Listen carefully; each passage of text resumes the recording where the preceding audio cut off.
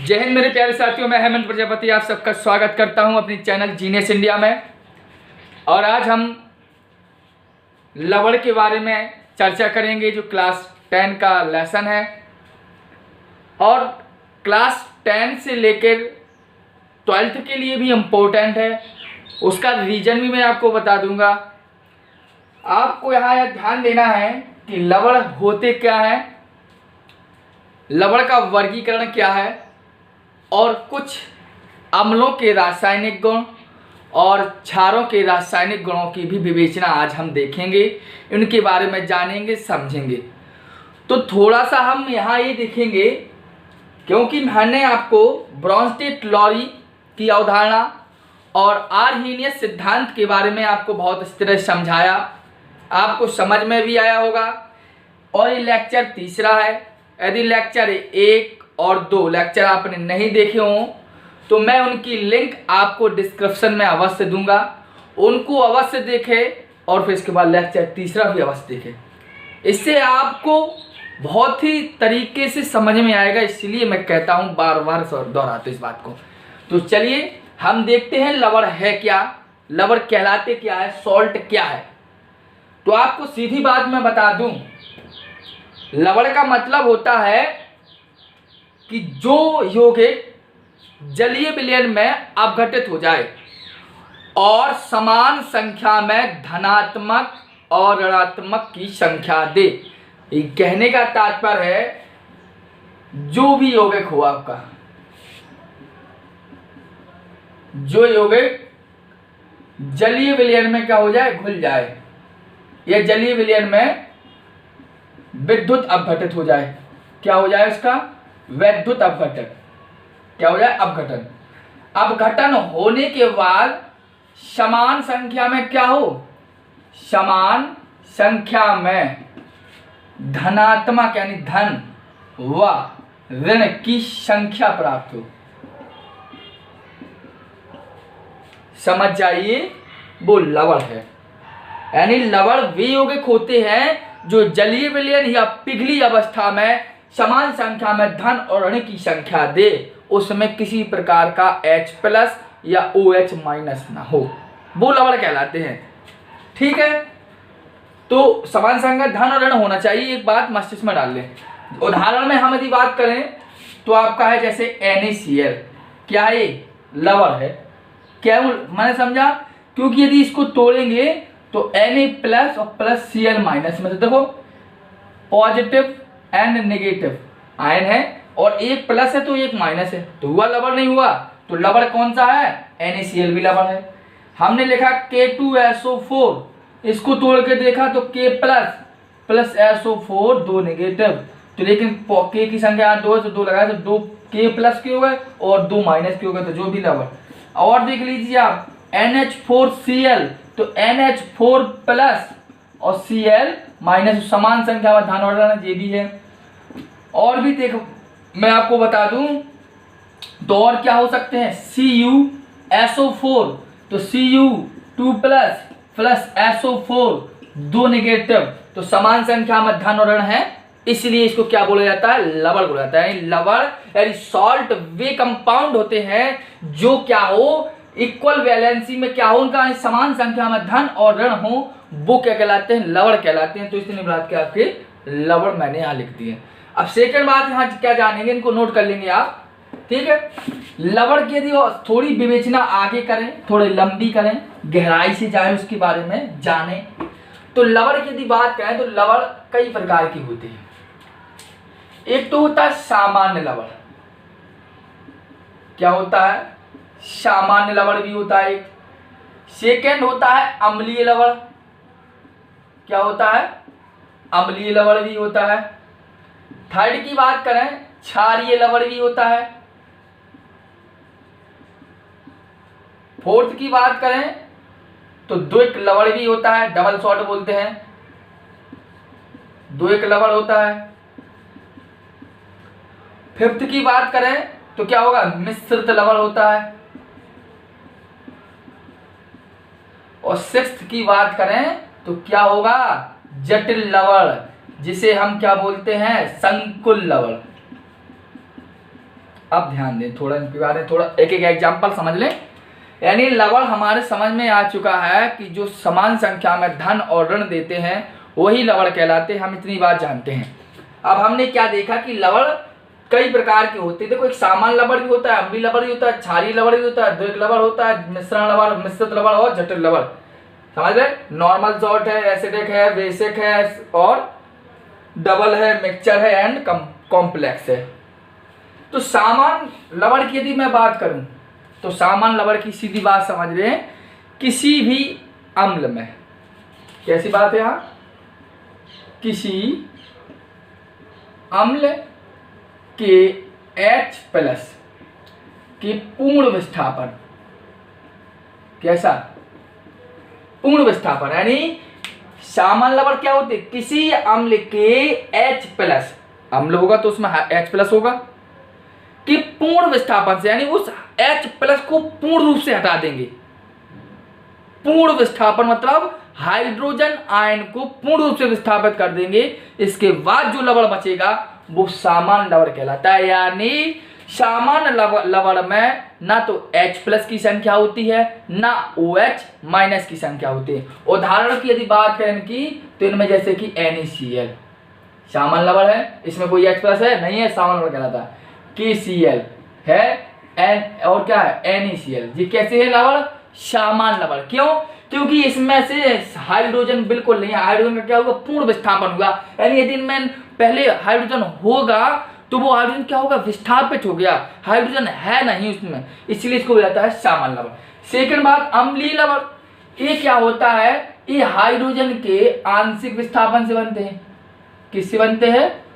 आंशिक विस्थापन से, आंशिक विस्थापन से, यानी इसमें हाइड्रोजन की थोड़ी ना मोड़ी मात्रा होती है। यानी अम्लीय लवण में एक या एक से अधिक H+ या N कहने का मतलब हाइड्रोजन परमाणु होते हैं। जैसे कि हम उदाहरण में क्या ले लें, जैसे NaHCl ले लिया हमने और क्या ले लिया Na2HPO4 ले लिया, तो ये क्या है, जी अम्लीय लवण है। क्यों है? क्योंकि ये H+ यानी किसी भी अम्ल के H+ के आंशिक विस्थापन से बनते, पूर्ण विस्थापन से नहीं बनते। जब आंशिक विस्थापन से बनते हैं इसलिए अम्लीय लवण हुआ। अम्लीय लवण उदाहरण हो गया आपका क्या, NaHCl Na2HPO4, इसमें हाइड्रोजन है बीच में, तो ये आंशिक यानी पूर्ण हाइड्रोजन का विस्थापन नहीं हुआ। क्षारीय लवण में क्या होता है, इसमें हाइड्रोक्सिल आयनों की संख्या होती है थोड़ी मोड़ी। किसकी संख्या होती है? क्षारीय का मतलब होता है OH-। तो क्षारीय लवण क्या होता है, हाइड्रोक्सिल आयनों की संख्या कुछ ना कुछ होती है। जैसे कि उदाहरण में यदि मैं दूं तो CuOHCl copper hydroxide chloride, CuOHCl हो गया। द्वैत लवण का कहूं, ये द्वैत लवण जो होते हैं दो सरल लवणों के पूर्ण क्रिस्टलीकरण द्वारा बनते हैं। सबको जानता है, बहुत से उदाहरण जानता है, जैसे आपकी है फिटकरी, क्या है फिटकरी, ठीक है, ये क्या है फिटकरी, कॉमन सॉल्ट बोलते हैं इसको। फिटकरी में क्या है, इसका नाम यदि मैं लिखूं तो फिटकरी का फॉर्मूला क्या होता है, K2SO4 Al2SO4 का whole three into 24H2O। Complete बात हो गई। तो ये क्या कहलाया, द्वैत लवण कहलाए, मास्टर से बैठ चुकी है। और भी होता है मोहर लवण भी बोलते हैं, एक मोहर लवण भी होता है, द्वैत लवण के अंतर्गत आता है। इसका सूत्र है क्या होता है, FeSO4 NH4 का होल ट्वाई इंटू 6H2O। याद कर लेना, यानी फेरस अमोनियम सल्फेट, ये था आपका क्या, कब बात हो गई, FeSO4 NH4 का होल ट्वाई इंटू 6H2O। ठीक है, ध्यान देना द्वैत लवण में क्या है, फिटकरी और मोहर लवण, फेरस अमोनियम सल्फेट होता है साथ में। सेकंड देखें मिश्रित लवण क्या कहलाता है। मिश्रित लवण में ये दो उदाहरण में हम बात करें तो जैसे कि आपने देखा होगा NaKSO4, जी मिश्रण लवण होता है। जटिल लवण की हम बात करें तो एक प्रकार के द्वैत लवण होते ही। उदाहरण में यदि हम बात करें जैसे कि लिखा K4FeCN का होल 6, ये क्या है, इस प्रकार का कभी कोई लवण या दिखाई दे आपको समझ जाइए क्या है, जटिल लवण है। और इस लंबे वाले फॉर्मूला का दिखाई दे समझ जाइए द्वैत लवण है। क्षारीय लवण में OH होता है, अम्लीय लवण में H लगा होता है और सामान्य लवण में कोई H नहीं होता है। ये थे आपके लवणों का वर्गीकरण, इतनी विवेचना इनकी थी। तो ध्यान देंगे, इस बात को नोट कर लेंगे, समझ लेंगे। आगे क्या देखना है, ध्यान दें। ये था लवण। लवण के बारे में विवेचना बहुत हो चुकी, समझ भी चुके हम कि लवण होते क्या हैं। आगे क्या देखें, आगे देखना है, क्या देखना है, ध्यान दें यहाँ पर। अम्लों के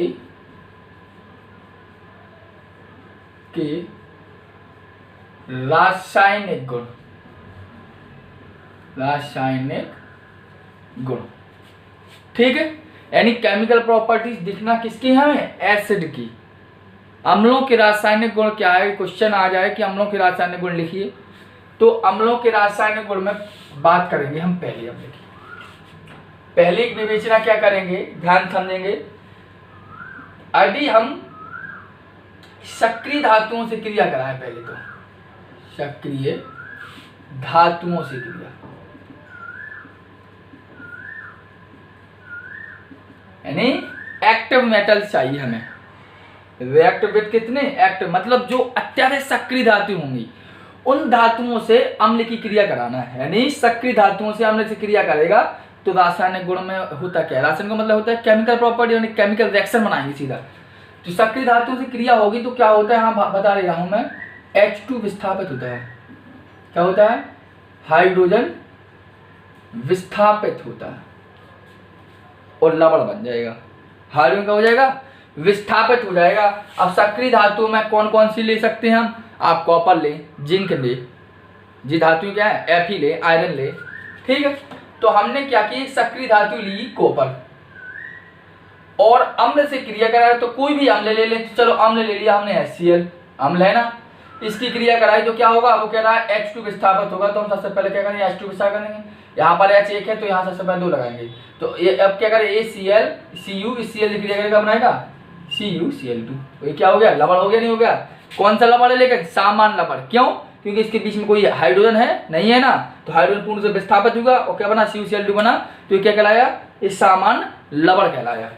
सेकंड बात है, और भी यदि हम सोचे, हमने चलो Fe धातु ले ली और अब अम्ल ले लिया हमने H2SO4, तो क्या होगा, H2 को विस्थापित कर दिया और बचा क्या, FeSO4। फिर सल्फेट, ये भी लवण बनेगा। कैसा है, सामान्य लवण है, क्योंकि इसके बीच में कोई भी हाइड्रोजन नहीं है। तो इस सक्रिय धातुओं से क्रिया थी। सेकंड यदि मैं बात कर दूं, बात समझना, सेकंड में यदि बात कर दूं, सक्रिय धातुओं से क्रिया थी। अब मैं कहता हूं धात्वीय ऑक्साइडों व हाइड्रोक्साइडों,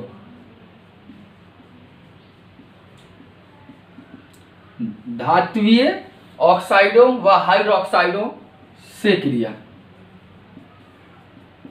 ठीक है।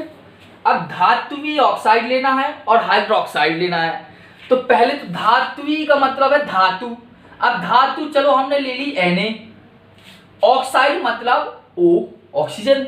अब इसकी बैलेंस करेंगे तो हो जाएगा Na2O।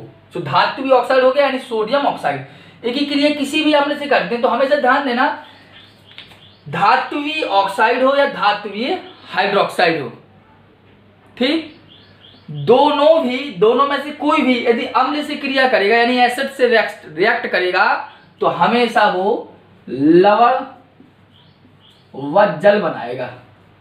क्या बनाएगा, लवण और जल बनाएगा। ये डाल लीजिए आप मस्तिष्क में। धात्वीय ऑक्साइड की क्रिया किससे होगी, किसी भी, हमने अम्ल ले लिया HCl, लीजिए क्या क्या बनाने की बात करता है, लवण और जल बनाने की बात करता है। तो जल का हमें फॉर्मूला पता है कि H और O में जल, लवण जल बनता है, तो जल हमने बना दिया। सेकंड का वो हाइड्रोजन संख्या यहाँ पर 2, तो यहाँ पर हमने 2 और लगा दी, तो क्या होगा, Na 2 हो गए और Cl भी 2, तो क्या हो गया 2NaCl, ये भी लवण बन गया। एक और हमने ऑक्साइड, धातु ऑक्साइड, धातु ले Cu, ऑक्सीजन ले हो। अब एक ही क्रिया किससे हुई, चलो हम एक थी HNO3 ले लिया हमने, लवण है HNO, वो अम्ल है, अम्ल से क्रिया होना है, तो H और O क्रिया करेगा, बनाएंगे H2O, तो यहाँ पर 2 लगा देंगे, CuNO3, 2 NO3 है, तो NO3 का होल ट्वाइस, ये भी लवण बन गया। तो उन्होंने कहा क्या है, लवण जो है जी जल और जी लवण। लवण कौन सा है, सोडियम क्लोराइड, कॉपर नाइट्रेट। अब लवण तो एक कोई हो नहीं सकता है कि लवण का कोई एक फॉर्मूला हो भैया कि यार ये फॉर्मूला वो होता है, कोई एक लवण होता नहीं है। लवण कई प्रकार के हो सकते हैं, बस हम इतना जानते हैं लवण के लिए समान संख्या धन और ऋण होना चाहिए, 2 ऋण में प्लस और माइनस संख्या होना चाहिए। सेकंड बात धात्विक ऑक्साइड से कराई हमने, अब वो करा धात्विक हाइड्रोक्साइड से। तो धातु ले ली हमने Na और हाइड्रोक्साइड मतलब OH। तो धात्विक हाइड्रोक्साइड की क्रिया किससे हुई, हमने फिर किससे कराई, किससे कराएंगे हम, किसी भी एक अम्ल से। तो अम्ल हमने वही HCl ले लिया, तो क्या होगा H और यहां से दो निकले क्या बनाएगा H2 और क्या होगा NaCl निकाल देगा। कंप्लीट बात हो गई, इसको आप लिखेंगे।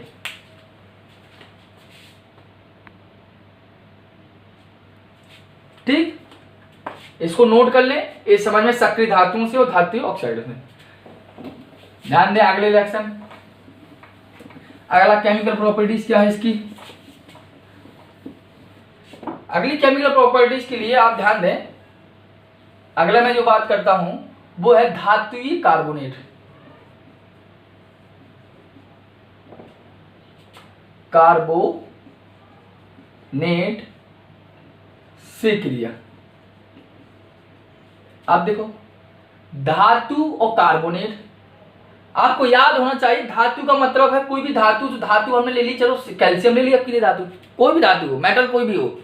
कार्बोनेट का मतलब हो गया है CO3, कि किसी भी अम्ल से क्रिया करा दी, लिया हमने अम्ल से क्रिया करा दी HCl लिया, कोई भी अम्ल ले लें, आवश्यक नहीं मैं HCl लेता हूं तो HCl लेना है, कोई भी। ध्यान देना हमेशा क्या होता है, लवण तो बनेगा ही, जल बनना है, और कार्बोनेट आ गया तो समझ जाइए कि CO2 भी साथ में बनेगा, यानी कार्बन डाइऑक्साइड ही बनेगा। कार्बोनेट है तो CO2 वैसे ही निकलेगा, तो क्या होगा, जल बनेगा तो H और यहां से एक ऑक्सीजन ले लेगा तो क्या होगा H2O, 2 हाइड्रोजन हो गया तो 2 लगा दीजिए। अब Ca और Cl जाएगा तो CaCl2 बन जाएगा, ये लवण हो गया आपका। और कार्बन डाइऑक्साइड तो CO3 था तो एक ऑक्सीजन निकला तो जल बना, और CO2 तो बचा ही था, हो गया। सेकंड में और भी कौन धातु ले लें, चलो धातु ले ली हमने Na2 और कार्बोनेट हुई Na2CO3, बात समझ में आई। सोडियम कार्बोनेट, अब सोडियम कार्बोनेट की क्रिया हमने किसी कराई, अम्ल से कराई, तो अम्ल ले लिया हमने H2SO4 आपके लिए, इसका H इसके ऑक्सीजन से क्रिया कराएगा तो क्या बनाएगा H2O। अब क्या कहा, यहां से CO3 था तो CO2 बचा तो CO2 लिख दिया। अब क्या बचा Na2 और SO4, तो जोड़ दीजिए Na2SO4, तो ये भी लवण बन गया। बात समझ में आ गई। ये थी धातु कार्बोनेट से। और देख ले धातु सल्फाइड से, देख ले धातु सल्फाइड, सल्फाइड चाहे सल्फाइट लिख लें, सल्फाइड कर दे रहे हैं, धातु सल्फाइटों से क्रिया, धातु सल्फाइड से क्रिया देख लें। धातु सल्फाइड में हमको ले लिया, हमने ले ली धातु सल्फाइड में Na2 और SO3, सल्फाइड मतलब SO3, सल्फेट मतलब SO4 की क्रिया हमने एक अम्ल से कराई, HCl लिया, ठीक है। सल्फाइड से क्रिया कराने पर होता क्या है, लवण तो बनना ही है, जल बनना ही है, और सल्फाइड आ गया तो SO2 बन जाएगा साथ में, और तो कुछ नहीं हुआ, यहां से H लिया, ये ऑप्शन ली, H2O निकाला, इधर से SO3 में से क्या हुआ बचा, अब SO2 बचा तो SO2 लिख दीजिए, यहाँ पर 2 हाइड्रोजन लगा दिए और 2 NaCl निकल गया। एक और मैं बना देता हूँ, आप कोई भी धातु लीजिए, चलो धातु कौन सी ले लूँ मैं, FeSO3 ले लूँ, ठीक है। इसकी क्रिया किसी भी हमने से कराई, चलो हमने H2SO4 से करा दिया, तो क्या होगा H2 यहाँ से ऑप्शन लेगा तो क्या बनाएगा H2O और प्लस में SO2 और प्लस वही FeSO4, यानी फेरस सल्फाइड से फेरस सल्फाइड से फेरस सल्फाइड या फेरस सल्फेट बन गया, आपका सल्फेट बन गया, एक अम्ल हो गया। ये धातु ये थी अम्लों के रासायनिक गुण। कुछ क्षारों के रासायनिक गुण भी आप देख लें, वो भी आ सकते हैं, ठीक है, इनको लिख लें, कोई बात नहीं है।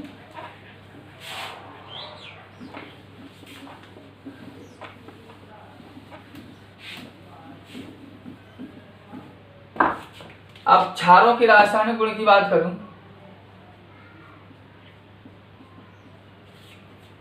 क्षारों के रासायनिक गुण क्या होते हैं? तो क्षारों के रासायनिक गुण में तो ये करवा देता हूं अम्ल से क्रिया, यानी क्षार की अम्ल से क्रिया करवा रहा हूं। यानी क्षार यदि अम्ल से क्रिया करेंगे तो क्या बनाएंगे? तो आप जानते हैं लवण व जल बनता है। क्यों जानते हैं आप? क्योंकि आपने एक अभिक्रिया पढ़ी है उदासीनीकरण। उदासीनीकरण में होता ही क्या है? जब प्रबल अम्ल तथा प्रबल क्षार परस्पर क्रिया करके लवण और जल बनाते, यही उदासीनीकरण कहलाता है। और अम्ल और क्षार की तो हम क्रिया करा ही रहे हैं। तो अम्ल ले लिया हमने HCl, क्षार ले लिया हमने NaOH। क्षार कैसे पहचान कि इसमें OH देगा और ये H देगा? तो कुछ नहीं होना है, Na और Cl बना दीजिए, तो ये लवण बन गया, नहीं बन गया? और क्या है जल? कोई भी अम्ल ले लीजिए, हमने ले लिया H2SO4, क्षार ले लिया हमने CaOH का होल ट्वाइस, तो क्षार है और ये अम्ल है। क्या होगा बोलिए? 2 ऑक्सीजन है और 2 हाइड्रोजन, ये होगा 2 हाइड्रोजन 4 हाइड्रोजन, यानी CaSO4 निकाल दीजिए। और क्या हो गया? 2 हाइड्रोजन क्या हो गए? 2H2 और एक था तो यहाँ लिख दीजिए 2 दूनी 4 हाइड्रोजन और 2 क्या हो गया? ऑक्सीजन। तो हो गया जी कंप्लीट। तो क्षारों के यदि अम्ल से क्रिया कराएंगे तो लवण और जल बनाएगा। ये बात क्लियर हो चुकी है भाई बोर्ड पर आपके। सेकंड बात करें, अमोनियम लवण से क्रिया करा। तो अच्छा, एक थी अभिक्रिया और देख ले रहे, अमोनियम लवण से क्रिया। और ध्यान देना, यदि क्षार अमोनियम लवण से क्रिया करेगा तो क्या बनाएगा? ध्यान देना। तो अमोनियम का मतलब है NH4, लवण के लिए समान ध्यान दीजिए NH4Cl। तो यानी इस प्रकार का क्या? 9 सादर है अमोनियम क्लोराइड। एक ही क्षार से क्रिया कराई, क्षार हम कौन ले ले? NaOH ही ले लेते, लाख करते हैं। तो क्या होगा? Na और Cl जो है जी तो अलग होना ही है इसको, ठीक। सेकंड बात आप ध्यान दें, अब क्या बनेगा? इससे कुछ नहीं करना है, यहां से एक हाइड्रोजन निकालिए और इसके साथ जोड़ दीजिए। तो क्या हो गया? H2O बना दिया और बचा क्या? अमोनिया। कहने का मतलब लवण, जल और अमोनिया, 3 चीजें ये बनाता है अमोनियम लवण से यदि क्षार क्रिया कर ले। तो ये था आपका आज का लेक्चर, लवणों का वर्गीकरण और अम्लों तथा क्षारों के रासायनिक गुण। तो अमोनियम लवण हो और एक नॉर्मल सी अम्ल से क्रिया, तो ये 2 रिएक्शन जिनमें से जो आपका फर्स्ट जो रिएक्शन है ये थोड़ा ध्यान देने आपको, ठीक। तो अम्लों के रासायनिक गुण हो गए और क्षारों के रासायनिक गुण, 2 ही रासायनिक गुण आपके लिए कंप्लीट हुए। और क्षारों अम्लों के जो रासायनिक गुण थे उसमें क्या था?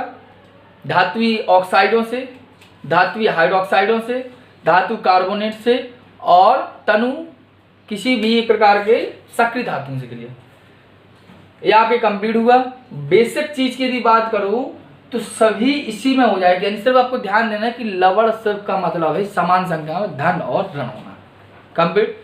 इसके बाद यदि कोई आपको कोई भी समझ में रिएक्शन ना आया हो तो मुझे कमेंट बॉक्स में कमेंट करें और ज़्यादा से ज़्यादा वीडियो को शेयर करें। यही मेरी आपसे इच्छा है कि आप वीडियो को ज़्यादा दूर तक फैलाएं और सब्सक्राइब अवश्य कर लें देखने के बाद। तो जय हिंद।